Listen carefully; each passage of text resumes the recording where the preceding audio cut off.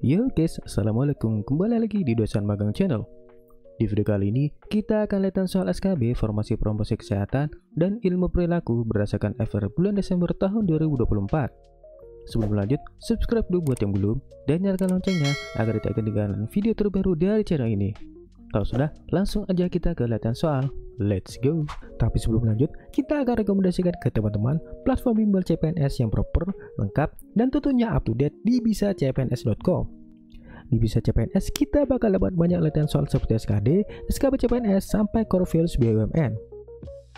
Kemudian dilengkapi dengan fasilitas serat mandiri sampai tryout akbar yang bakal buat kita semangat buat jadi top global. Mantap!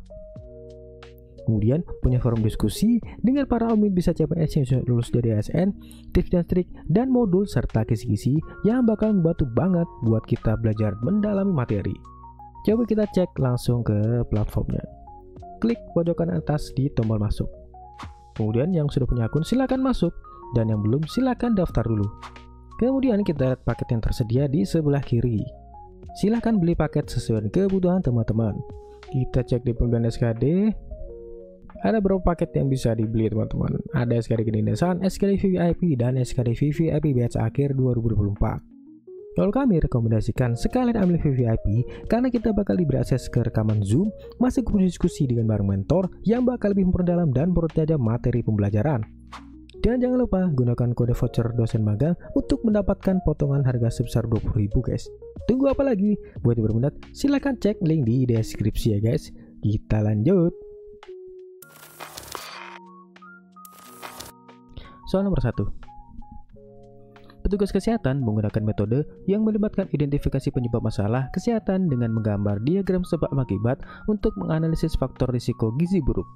Metode ini biasa disebut A. Fishbone, B. Tanya jawab, C. Bola salju, D. Diskusi kelompok terarah, E. Memainkan peran.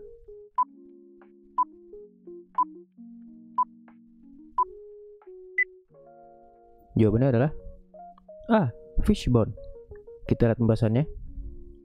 Metode Fishbone menggunakan diagram sebab akibat berbentuk tulang ikan untuk menganalisis dan mengidentifikasi faktor yang berkontribusi terhadap suatu masalah. Ini efektif untuk membahas isu kesehatan kompleks seperti gizi buruk. Next. Soal nomor 2. Dalam sebuah kampanye kesehatan, fasilitator meminta seorang peserta untuk memberikan pendapat, kemudian peserta tersebut menunjuk orang lain untuk melanjutkan diskusi hingga semua anggota berpartisipasi. Metode ini disebut A. Diskusi kelompok terarah, B. Tanya jawab, C. Fishbone, D. Bola salju, E. Memainkan peran.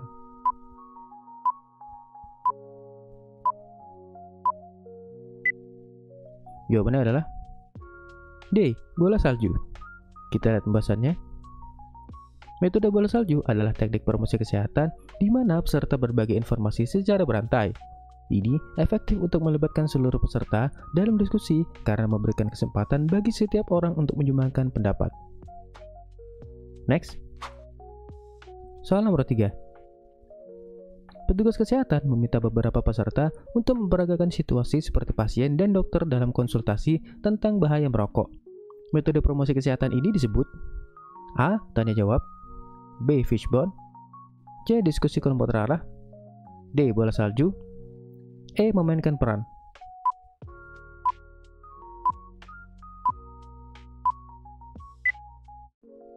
Jawabannya adalah E. Memainkan peran. Kita lihat pembahasannya. Metode memainkan peran atau roleplay memungkinkan peserta untuk mensimulasikan situasi nyata. Hal ini membantu peserta memahami peran masing-masing seperti dalam kasus komunikasi dokter dan pasien tentang bahaya rokok. Next. Soal nomor 4. Dalam sebuah pertemuan, fasilitator mengarahkan kelompok untuk mendiskusikan pendapat dan pengalaman tentang kebiasaan hidup sehat dengan fokus pada mencegah hipertensi. Metode ini disebut A. Tanya jawab, B. Diskusi kelompok terarah, C. Bola salju, D. Fishbone, E. Memainkan peran.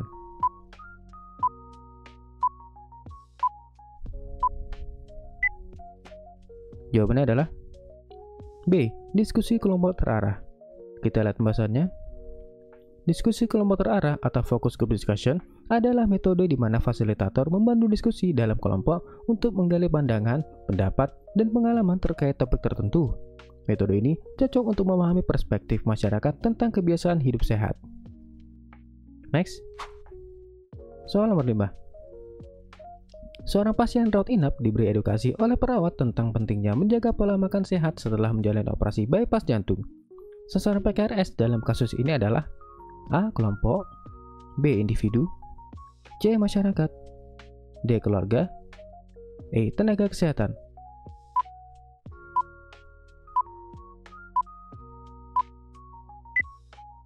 Jawabannya adalah B. Individu. Kita lihat pembahasannya. Dalam kasus ini, edukasi diberikan langsung kepada pasien sebagai individu. Sasaran individu adalah pendekatan yang personal disesuaikan dengan kebutuhan dan kondisi pasien untuk meningkatkan efektivitas edukasi kesehatan. Oke guys, jadi itu dia contoh-contoh latihan soal yang sudah kita kerjakan.